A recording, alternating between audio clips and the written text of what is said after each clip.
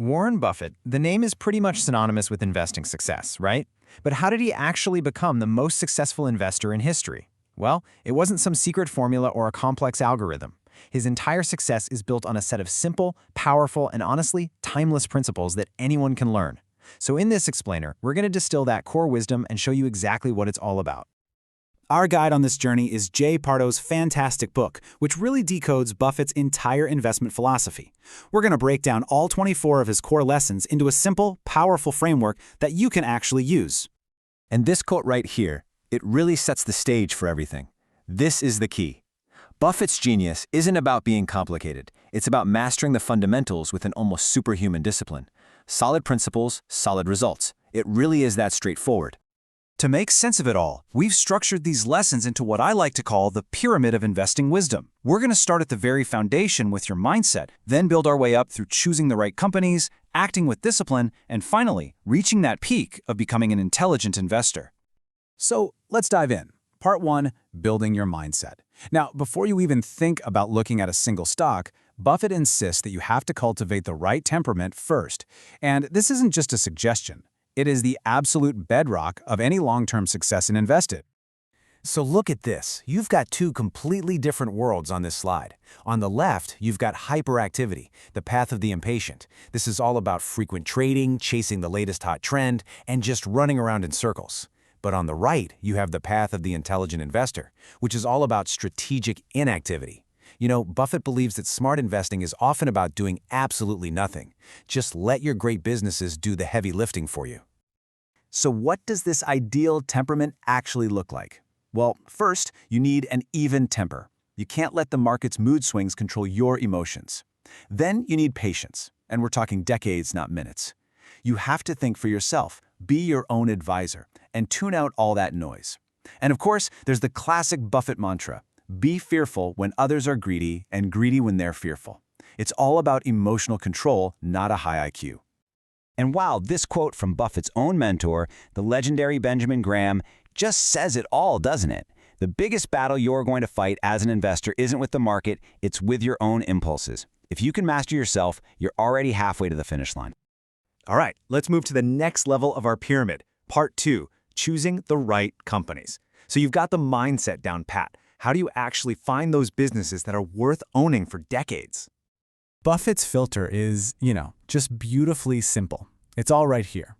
First, he only invests in businesses he can actually understand. If he can't explain it, he's not buying it. Second, the business has to have fantastic long-term prospects. Third, and this is a big one, it's non-negotiable, it has to be run by honest, capable people. And finally, you have to be able to buy it at a really attractive price. That's it. Simple, but so powerful. This brings us to one of Buffett's most famous ideas, the economic franchise. He thinks of a great business like a castle. And what protects a castle? A deep, wide moat. That moat is its competitive advantage. It could be a brand, a patent, anything that keeps the competition out. You don't just want to own a castle. You want to own one that's basically impossible to attack.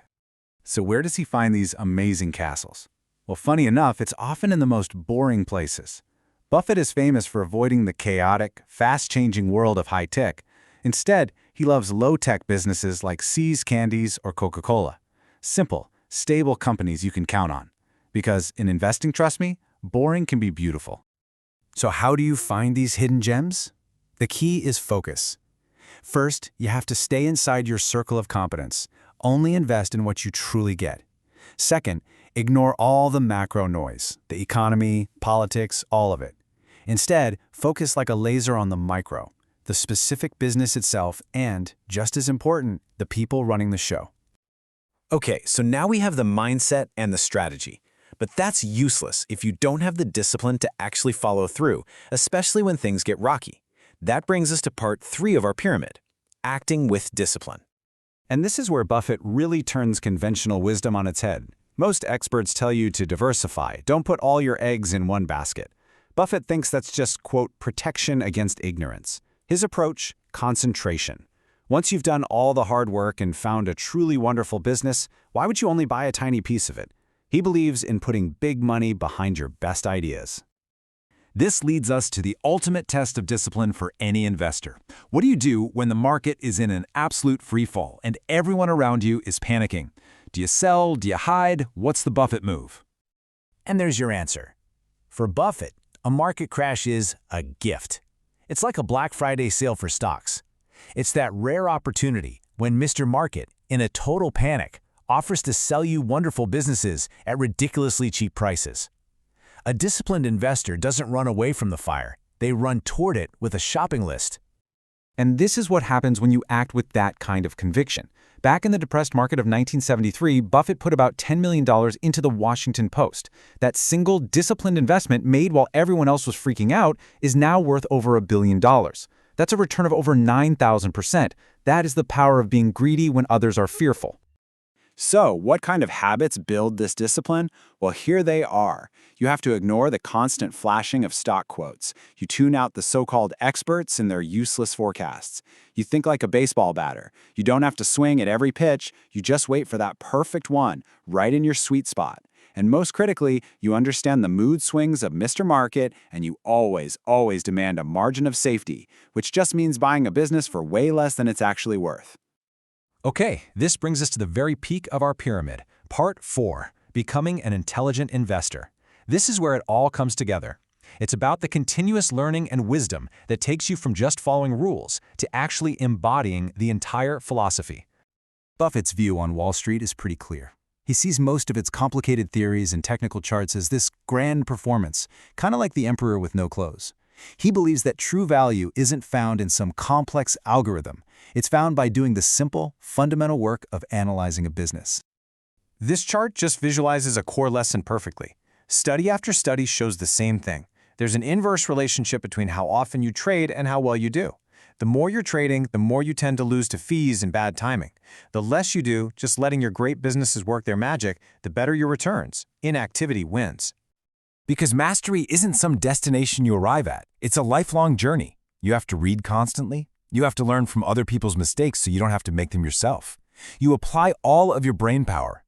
And through that whole process, you stop just acting like an intelligent investor, you actually become one. So let's just bring it all home. If you remember nothing else from this, remember these 4 pillars of the Buffett philosophy. 1. Your temperament matters more than any technical skill. 2. You're not buying a stock ticker, you are buying a piece of a real business. 3. Market panic is your friend, not your enemy.